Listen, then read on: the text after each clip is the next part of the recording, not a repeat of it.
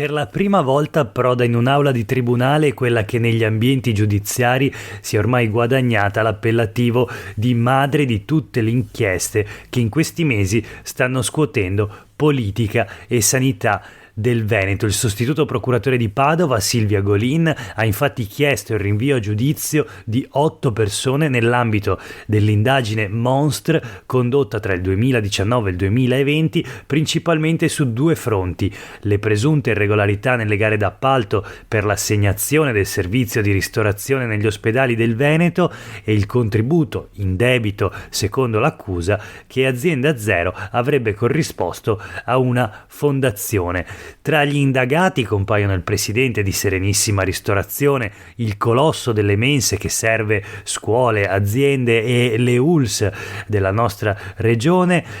Mario Putin si chiama il presidente della Serenissima Ristorazione, imputato per turbativa d'asta assieme al figlio Tommaso e all'amministratore delegato Massimiliano Faggion, e assieme anche ai vertici di un'altra ditta del settore, la Euroristorazione, con il presidente Giuliano Ongaro e l'amministratore delegato Carlo Ernesto Garbin. I dubbi della procura riguardano le procedure di gara adottate nel 2020 per l'appalto da 110 milioni suddiviso in 6 lotti. La regione aveva inserito nel capitolato un vincolo per l'aggiudicazione massima di 3 lotti. Serenissima si è aggiudicata quelli per gli ospedali di Padova, Rovigo e Venezia, mentre quelli di Treviso e Vicenza sono andati a Euroristorazione, le cui quote sono in mano a una controllata della stessa Serenissima. Secondo la pubblico ministero, le 2 società avrebbero concordato le offerte per poi dichiarare il falso, affermando di averle formulate in autonomia. Il secondo filone investigativo invece chiama in causa per il reato di induzione indebita a dare promettere utilità l'ex capo della sanità del Veneto, Domenico Mantoan, ora alla guida di Agenas, Agenzia Nazionale per i Servizi Sanitari Regionali, l'ex direttore generale di Azienda Zero, ora capo dell'ULSS di Rovigo, Patrizia Simionato, e Alessandra Stefani, dipendente dell'ULSS di Vicenza in distacco alla Fondazione Scuola Formazione di Sanità Pubblica, come spiega il sito istituzionale. Si tratta di un'emanazione diretta della Regione Veneto e si occupa dello sviluppo professionale e della crescita organizzativa dei professionisti della nostra sanità. Secondo l'accusa, Mantoan e Simionato avrebbero approfittato della loro posizione per corrispondere un contributo aggiuntivo e non motivato di 20.000 euro alla fondazione. Si tratterebbe di un favore alla Stefani, amica appunto del dirigente. Tutti gli indagati respingono le accuse, con i difensori di Mantoan che bollano il lavoro della procura di Padova come particolarmente fantasioso. Si capirà di più il 1 gennaio, quando gli indagati compariranno davanti al giudice di Padova per l'udienza preliminare. Ma intanto questo è Sveglia Veneto, il primo podcast dedicato all'informazione vista da Nord-Est. Oggi è venerdì 13 gennaio 2023, io sono Jack Calcetto. La prima notizia del giorno riguarda la sanità, gli appalti per le mense e la procura che ha chiesto il processo. È la madre di tutte le inchieste, questo il titolo sul Corriere del Veneto di oggi. Abbiamo letto il primo pezzo, la prima parte dell'articolo di Andrea Priante, appunto sulle pagine dell'Attualità. Indagati Mantoan, Simionato e presidente di Serenissima Ristorazione. Da lì, da quel processo, scrive sempre il Corriere del Veneto, i fascicoli che scuotono la politica. Ricapitolando, sono 8 sotto accusa tra manager di società di ristorazione e vertici della sanità regionale. Il 1 febbraio è fissata in tribunale a Padova l'udienza preliminare davanti al GIP. Di certo c'è che i sospetti sull'affaire Serenissima erano emersi in seguito alla denuncia per diffamazione rivolta a un giornalista che aveva avanzato legittimi sospetti sull'assegnazione di quei bandi. Il massiccio impiego di intercettazioni telefoniche che hanno riguardato i vertici della sanità ha quindi prodotto una grande mole di materiale. Si parla di 8 faldoni con oltre 10.000 pagine, alla quale hanno poi attinto altre importanti indagini, materiale utile agli investigatori superiori è confluito ad esempio nell'inchiesta sui test rapidi durante le fasi più turbolente della pandemia, che nelle scorse settimane ha scosso la politica regionale, che vede tra gli indagati la stessa direttrice generale Simionato, difesa dall'avvocato Alessandro Moscatelli per le presunte irregolarità che portano all'assegnazione delle forniture di tamponi da parte di una società, la Abbott. Ne ha parlato per esempio negli ultimi tempi la trasmissione Report di Rai 3. Da lì sarebbe partita anche l'inchiesta poi archiviata sulle consulenze legali disposte da Azienda Zero, ma anche per esempio quella per rivelazione del segreto d'ufficio passata per competenza alla Procura di Vicenza, che vede un agente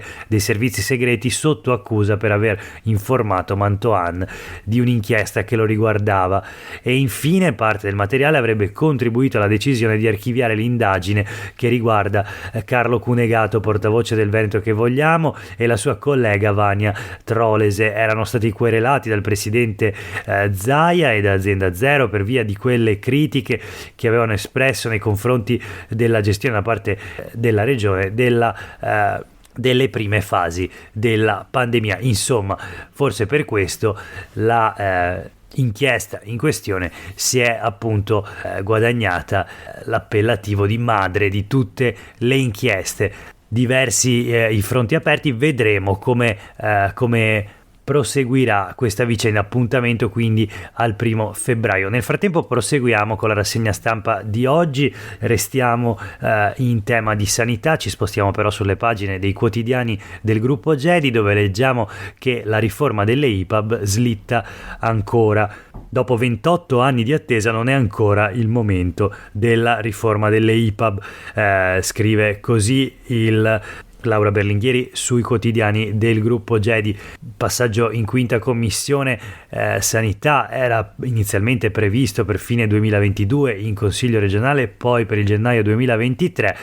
Con ogni probabilità non ci arriverà prima della prossima primavera, e questo è davvero un record negativo per la regione del Veneto, l'unica che dal 2001, a dire il vero, anno della riforma nazionale, non ha ancora adeguato la propria normativa, non ha quindi ancora realizzato la riforma delle IPAB. Sarà sicuramente un tema che affronteremo nei prossimi mesi, conferma la Presidente della Commissione Sanità in Consiglio regionale Sonia Brescaccin della Lega, ma questa è una rassicurazione peraltro che arriva ciclicamente senza poi dare seguito, e che in ogni caso sicuramente non basta al terzo settore. Bene se arriva, ma la vera questione è decidere se si vuole aiutare il mondo del welfare. Servono risorse. Chi lo dice? Roberto Volpe, presidente veneto di Uripa, l'associazione che riunisce i gestori delle case di riposo in sostanza. E allora la richiesta è molto chiara ed è quella di una addizionale IRPEF che va aumentata, ed è l'unica strada, secondo Volpe, per sopravvivere. Non ci sono mai state tante richieste di ingresso in casa di riposo come ora, le liste d'attesa sono lunghissime, servono risorse, quindi la politica, la regione decida se vuole dare una mano al settore del welfare oppure no. Dall'altra parte, appunto, a Palazzo Balbi, l'assessora regionale alla sanità Manuela Lanzarin dice: stiamo lavorando anche alla riforma degli ATS, gli ambiti territoriali sociali. Quando sarà pronta la porterò nella commissione competente. Questo per quanto riguarda appunto le attese riforme nella sanità, nel sociale. Nel frattempo Zaia sceglie il nuovo direttore generale alla sanità, sostituirà Luciano Flora, andato in pensione lo scorso 30 dicembre all'età di 64 anni. Sarà Massimo Annicchiarico, il nuovo numero 1 della sanità veneta. Invece, sempre parlando di nomine politiche all'interno della sanità, sembra esserci un problema per quanto riguarda il direttore dei servizi sociali, invece, o quantomeno insomma un retroscena pubblicato sempre dai quotidiani del gruppo Gedi. Direttore dei servizi sociali, scoppia il caso, dimissioni pronte e inviate, ma la regione nega. Questa mattina il direttore generale appunto dei servizi sociali della regione incontrerà l'assessora Lanzarina, assessora alla sanità e al sociale, che conta però di ricucire. In caso invece che l'uscita sia confermata, sarebbero in pole position Carlo Bramezza, attuale direttore generale dell'ULSS 7 Pedemontana, e Massimo Zuin, a capo dei servizi sociosanitari dell'ULSS 3 veneziana. Vedremo anche questa vicenda come si risolverà. Nel frattempo continua la polemica dopo il Consiglio regionale di martedì, dove la maggioranza di Zaia ha bocciato due importanti mozioni per l'inclusione e il contrasto all'omotransfobia. Una proponeva il sostegno della regione alle manifestazioni Pride nelle città venete, l'altra proponeva invece l'adesione alla rete REDI, una rete appunto di amministrazioni locali e regionali che aderiscono a un coordinamento contro le discriminazioni per l'inclusione specie della comunità LGBTQI+. E allora sulle pagine di quotidiani del gruppo Gedi di oggi abbiamo un'intera pagina dedicata appunto alla lotta alle discriminazioni. Parla Jacopo Rosatelli, assessore di Torino e snodo della rete REDI. Il Piemonte ha capito che accogliere la comunità è virtuoso, la comunità LGBT. Sull'affermazione dei diritti civili la Regione Veneto non può sfilarsi, dice Rosatelli, e dal Consiglio regionale del Veneto gli fa eco l'esponente del Movimento 5 Stelle Erika Baldin, che ha presentato un'interrogazione a risposta immediata per chiedere alla Giunta Zaia di prendere le distanze dalle affermazioni sentite in aula da esponenti di Fratelli d'Italia. Dice Erika Baldin: il silenzio di Zaia è inaccettabile e contraddittorio, ricordando anche una intervista del 12 agosto scorso di Zaia, proprio del presidente, in cui aveva definito l'omofobia una malattia, quella svolta appunto contro l'omofobia dell'estate scorsa. Queste le parole di Zaia, tra l'altro proprio in un'intervista o comunque in un articolo sui quotidiani del gruppo Gedi intitolato La svolta sui diritti, una svolta che evidentemente per ora almeno è rimasta soltanto a parole. Voltiamo pagina, anzi concludiamo questa rassegna stampa con l'ultima notizia di oggi, una curiosità che arriva da Pordenone.